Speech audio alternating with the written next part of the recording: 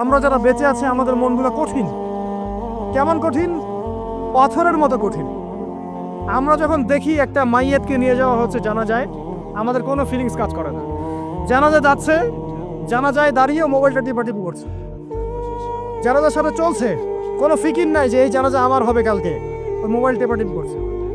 আমি এমনও দেখেছি, দাফন করা হলো মাইয়াতকে, দাফন করার পরে চারপাশে মানুষজন জড়ো হয়ে গল্প করছে, ভাই আপনার ওই জমিটার কি খবর, আপনার ওইটার কি খবর, বিজনেস কেমন চলছে, চাকরির কি অবস্থা। এই যে মাইয়াতকে পাশে দাফন করলো, কোনো ফিলিংস নেই, কোনো ফিলিংস নাই।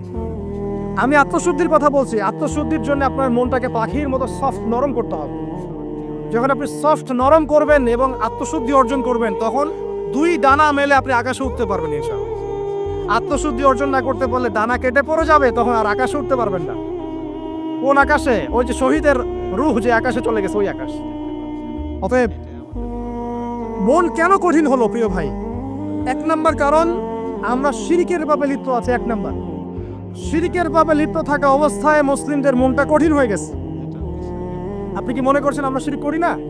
মুসলিমরাও কবর পূজা করে, দেখবেন মুসলিমরাও দেখবেন অনেক ক্ষেত্রে মাজার পূজা করছে।